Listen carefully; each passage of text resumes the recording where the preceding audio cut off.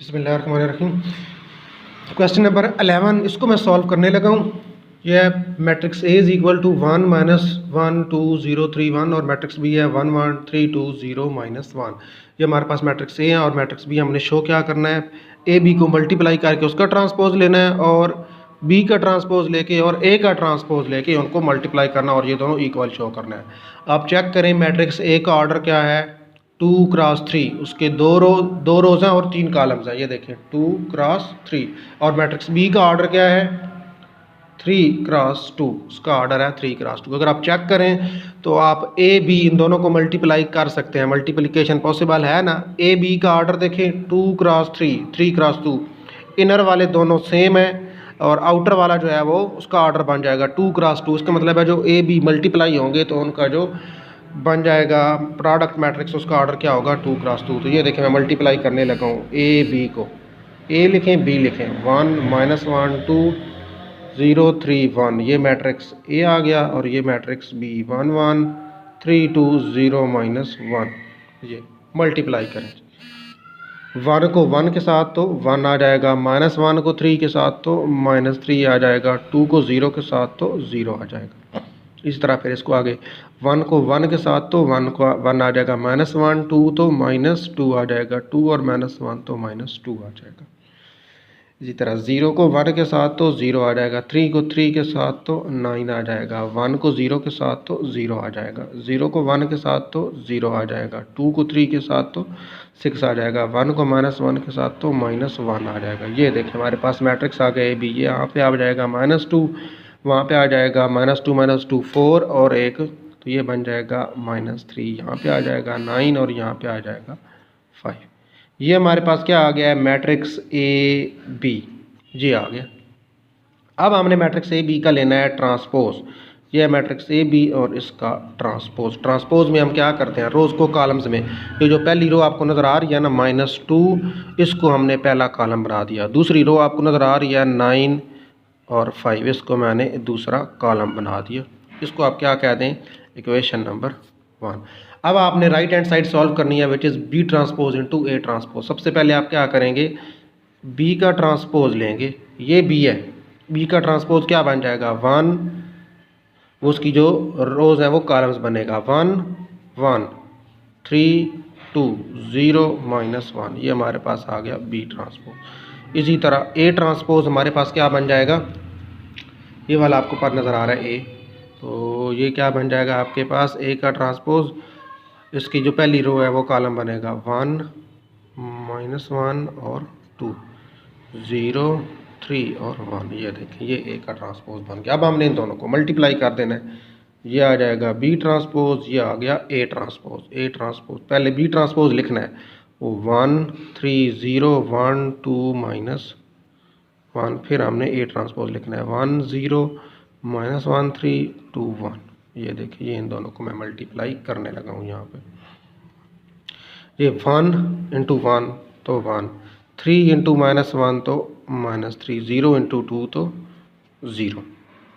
इसको दूसरे के साथ 0 9 और ये वाला क्या आ जाएगा हमारे पास 0 1 0 1 तो 1 आ जाएगा, 2 -1 तो -2 आ जाएगा, -1 और 2 तो -2 आ जाएगा, 1 0 तो 0 आ जाएगा, 2 3 तो 6 आ जाएगा, -1 और 1 तो -1 आ जाएगा।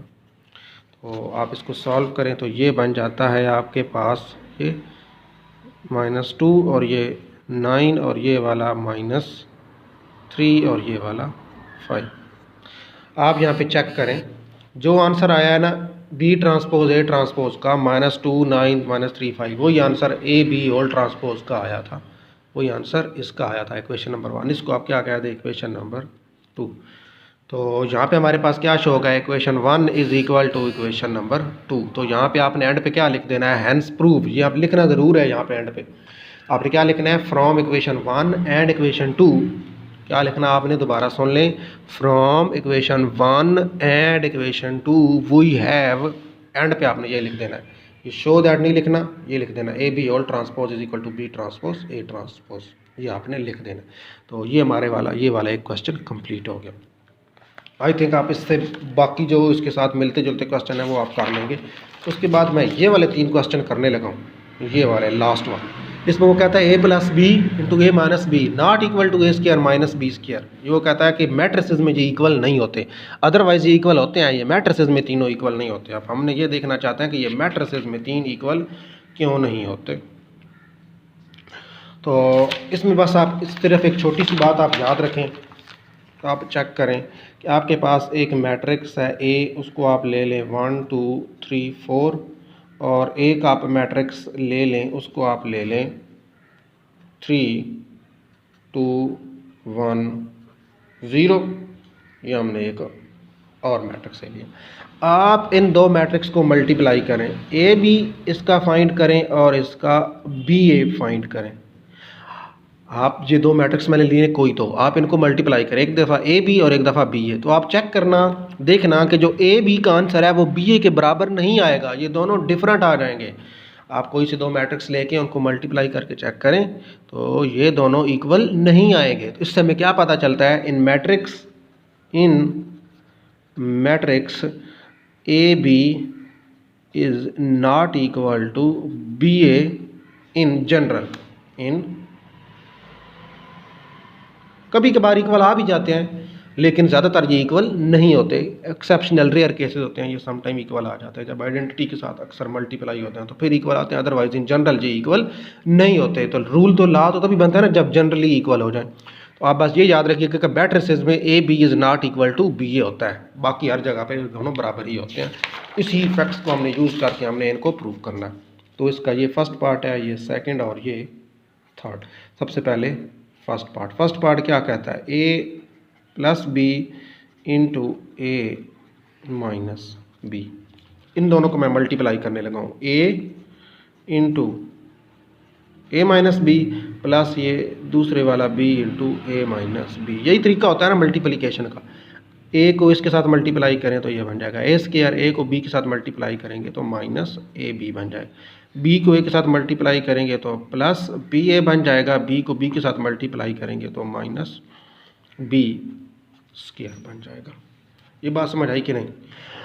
अब आप चेक करें ए बी और बी ये इक्वल तो होते नहीं है। अगर ये दोनों होते इक्वल, अभी मैंने आपको कहा कि मैट्रिसेस में ये दोनों इक्वल नहीं होते, अगर ये दोनों इक्वल होते तो ये दोनों कट जाते और ए स्क्वायर माइनस बी स्क्वायर रह जाता और ये इक्वल प्रूव हो जाता। अब ये इक्वल नहीं होते तो हम क्या लिखेंगे, this is not equal to A square minus B square. अब हमने यहाँ पे ये लिखना है कि ये इक्वल नहीं है square minus B square, because यहाँ पे आपने एक ये लिख देना है कि because A B not equal to B A, बस आपने ये लिख देना है। ये जो 3 नुक्ते डाले हैं ना, ऊपर 2 नुक्ते और नीचे 1 नुक्ता, इसको बोलते हैं बिकॉज, इसको बोलते हैं बिकॉज। यहाँ पे आपने ये ज़रूर लिखना है। तो ये पहला पार्ट प्रूव हो गया। अब हम इसका दूसरा पार्ट प्रूव करने की कोशिश करते हैं। दूसरा पार्ट है ए प्लस बी का whole square. A plus B को मैं लिख सकता हूँ होल स्क्वायर को A plus B multiplied by A plus B करके लिखा जा सकता है। आप मल्टीप्लाई करो ए को इसके साथ फिर बी को इसके साथ, A into A plus B into A plus B. सबसे पहले ए को इनके साथ मल्टीप्लाई करें, ये बन जाएगा ए स्क्वायर, फिर ए को उसके साथ तो ए बी बन जाएगा, फिर बी ए बन जाएगा तो फिर बी स्क्वायर बन जाएगा। अगेन वही बात आ गई है, बी ए ये वाला और ये ए बी इक्वल नहीं है। अगर ये इक्वल होते तो ये दोनों ऐड होकर 2ab बना देते हैं। अब ये दोनों इक्वल नहीं है तो इस वजह से ये दोनों अलग-अलग ही रहेंगे। इसलिए हम इसको क्या लिखेंगे कि ये वाला जो है ये इक्वल नहीं है A square plus 2ab plus B square के। इसलिए हमने यहाँ पे क्या कर देना है, नॉट इक्वल लगा देना। यहाँ पे आके यहाँ पे नॉट इक्वल ना लगा देना, लास्ट वाले पे यहाँ पे नॉट इक्वल लगाना है कि ये इसके इक्वल नहीं है। क्यों नहीं है इक्वल, अगेन वही आपने यहाँ पे लिखना है because A B not equal to B A. ये देखें, ये आपने यहाँ पे लिख देना है। क्लियर ये बात, ये भी प्रूव हो गया। अब हम इसी तरह इसका थर्ड पार्ट जो है उसको प्रूव करने की कोशिश करते हैं। वो आपके पास है ए माइनस बी का whole square which is equal to a minus b and a minus b. उसी तरह ए को मल्टीप्लाई कर दें आप ए माइनस बी के साथ, फिर उस दूसरे माइनस बी को मल्टीप्लाई कर दें ए माइनस बी के साथ। A into A square minus A B minus B A plus B square हो जाएगा जी।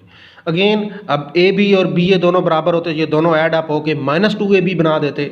अब ये -2 AB नहीं बना रहे, क्यों? क्योंकि ये दोनों बराबर नहीं है। तो अगेन आप यही लिखेंगे is not equal to A² - 2AB plus B²। उसी तरह रीज़न वही लिखनी है, because AB is not equal to BA। Matrices में ये दोनों को इक्वल नहीं होते। तो ये देखें, ये भी हमारे पास इसका थर्ड पार्ट भी प्रूव हो गया।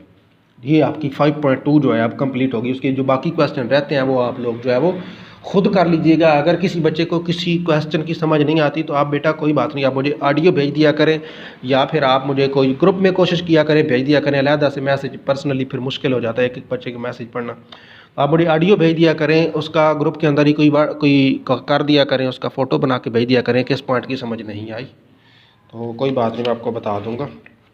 मज़ीद ग्रुप में जिस बंदे को समझ आ रही होती है वो भी दूसरों को बता सकता है कि भाई ये ऐसे नहीं ऐसे होना है, इसमें भी कोई प्रॉब्लम नहीं है। तो ग्रुप इसलिए बनाया हुआ है डिस्कशन के लिए, आप लोग डिस्कस कर लिया करें, लेकिन इररेलेवेंट डिस्कशन नहीं। ठीक है जी। नेक्स्ट हमने शुरू करने हैं जी बच्चे डिटर्मिनेंट्स।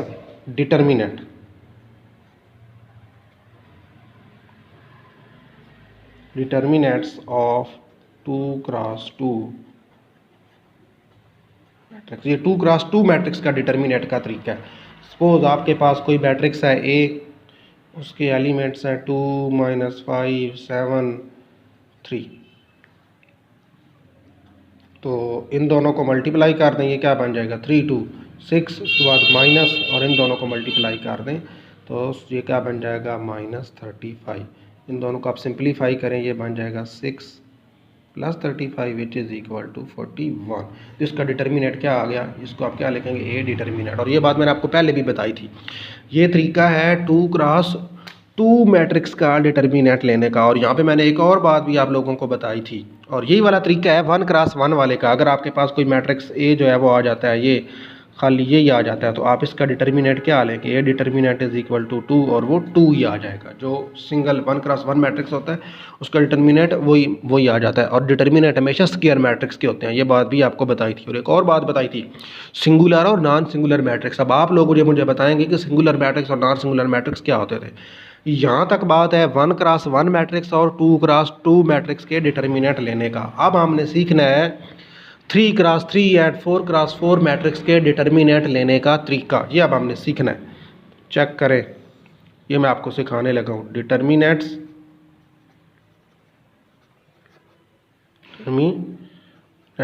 Of 3x3 matrix. कोई मैं मैट्रिक्स लेने लगा हूँ 3x3 और उसका मैं अब डिटर्मिनेंट जो है वो कैलकुलेट करने लगा हूँ।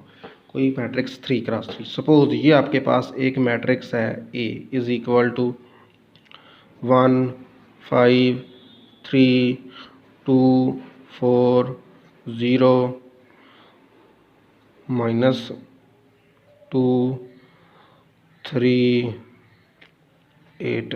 यानी कोई मैट्रिक्स मैंने ले लिया। ये मैट्रिक्स आपको नज़र आ रहा है 3x3 का मैट्रिक्स है। अब हमने सीखना है 3x3 मैट्रिक्स का डिटर्मिनेंट लेने का तरीका। तो ए का डिटर्मिनेंट लिखेंगे, इसी तरह इधर भी 1 5 3 2 4 0 -2 3 और 8 इसका डिटर्मिनेंट बना देंगे। क्लियर। उसके बाद क्या होती है एक्सपेंशन। हम किसी एक रो या किसी एक कॉलम से क्या कर सकते हैं, एक्सपेंशन कर सकते हैं। तो मैं यहाँ पे किसी एक कॉलम या किसी एक रो, सपोज मैं यहाँ पे रो 1 से एक्सपेंड करने लगा हूँ। किसी एक रो या किसी एक कॉलम से एक्सपेंशन की जा सकती है। एक्सपेंडिंग बाय रो 1, एक्सपेंडिंग बाय रो 1। रो 1 से मैं इसको एक्सपेंड करने लगा हूँ। ये पूरी रो 1 है, 1 5 और 3। तो रो 1 से जब एक्सपेंड होगी आपने क्या करना है, रो 1 का पहला एलिमेंट 1 वो लिखना है। ये देखिए मैंने पहला एलिमेंट लिख लिया। उसके बाद आपने यहाँ पे एक डिटर्मिनेंट बनाना है। डिटर्मिनेंट बन गया। डिटर्मिनेंट आपने बना के डिटर्मिनेंट के अंदर लिख देना है ये वाला जो 1 है ना, ये वाला 1 आपने जो बाहर लिखा है, ये जिस रो और जिस कॉलम में आ रहा है इसको छोड़ देना है, बाकी को लिख देना है 4 0 3 8। इसको डिटर्मिनेंट में लिख देना। इसी तरह पहले वाले के लिए प्लस लिखना है तो दूसरे वाले के लिए माइनस लिखना है। रो 1 से कर रहे हैं ना तो रो 1 का दूसरा एलिमेंट आ जाएगा 5। आगे उसी तरह डिटर्मिनेंट बनाना है। और डिटर्मिनेंट जब आप बनाने लगेंगे तो अब ये वाला 5 आपको नज़र आ रहा है, ये 5 जिस रो में है और जिस कॉलम में उसको छोड़ देना है। ये इस रो में आ रहा है, इसको छोड़ दें और इस कॉलम को छोड़ दो। बाकी क्या बचेगा 2 0 -2 और 8, 2 0 -2 और 8। इसी तरह अगला माइनस, तो फिर अगला प्लस आ जाएगा। अगला क्या आ जा रहा है प्लस। रो 1 का तीसरा एलिमेंट कौन सा है 3 है। रो 1 का तीसरा एलिमेंट 3 है, ये 3 लिख दिया। इसी तरह अगेन डिटर्मिनेंट बनाना है और डिटर्मिनेंट के अंदर ये 3 जिस रो में है और जिस कॉलम में है इसको छोड़ देना है, बाकी सारा ये लिख देना है हमने। ये बन जाएगा 2 4 -2 3। ये है एक्सपेंड करने का तरीका किसी एक रो से या किसी एक कॉलम से। मैंने इसको रो 1 से एक्सपेंड करके दिखा दिया है।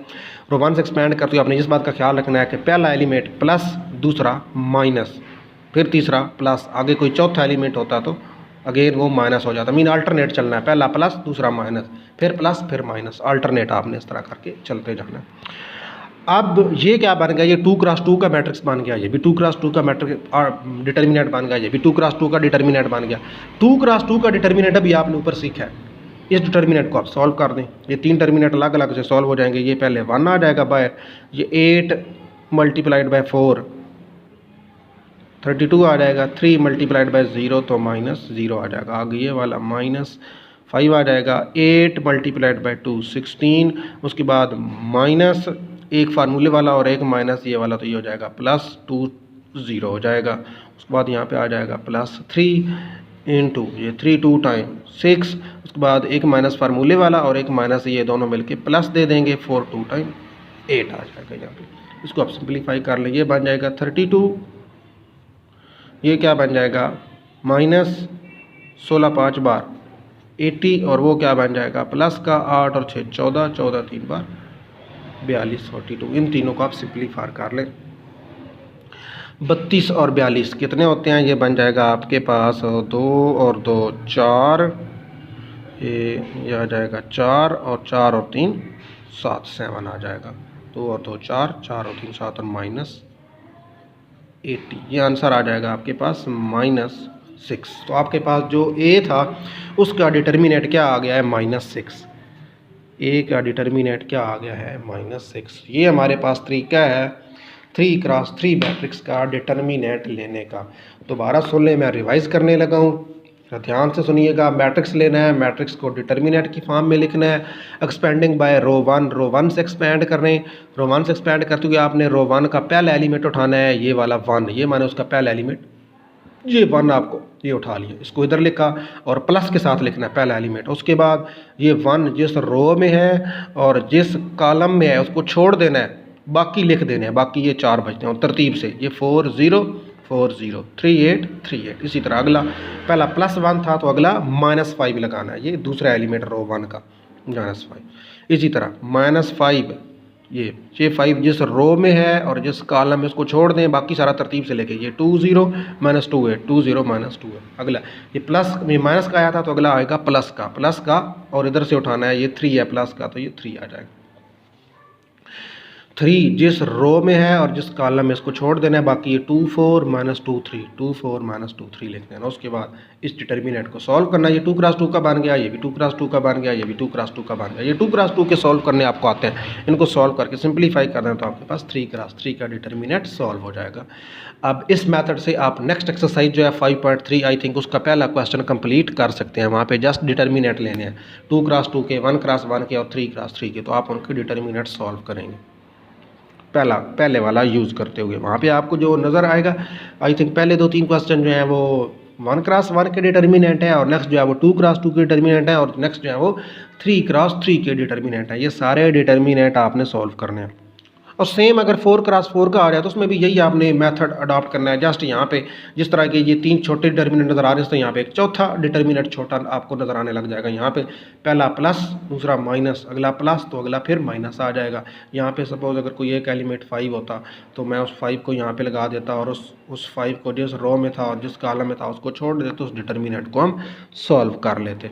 लेकिन एक बात फिर मैं आपको बता रहा हूँ कि आपने वो जो मैट्रिसेस की टाइप्स पढ़ी थी, एक दफ़ा मैट्रिसेस की टाइप्स को जो आपने ज़रा आज रिवाइज़ करना है। उसके बाद आपने ये देखना है कि ये डिटर्मिनेंट सिर्फ स्क्वायर मैट्रिक्स के होते हैं, जो रेक्टेंगुलर मैट्रिक्स होते हैं उनके डिटर्मिनेंट्स नहीं होते, उनका डिटर्मिनेंट्स नहीं निकाल, डिटर्मिनेंट सिर्फ और सिर्फ स्क्वायर मैट्रिक्स के देखिए हम निकाल रहे हैं, ये बात आपने ख्याल रखनी है। और उसके बाद आपने सिंगुलर और नॉन सिंगुलर मैट्रिक्स भी देखना है। तो आप चेक करें ये मैट्रिक्स ए जो है इसका डिटर्मिनेंट नॉन जीरो आया है ना, अगर जीरो आ जाता तो इसको मैं कह देता ये एक सिंगुलर मैट्रिक्स है, और ये अब इसका नॉन जीरो आ गया तो ये एक नॉन सिंगुलर मैट्रिक्स है। क्लियर? Thank you.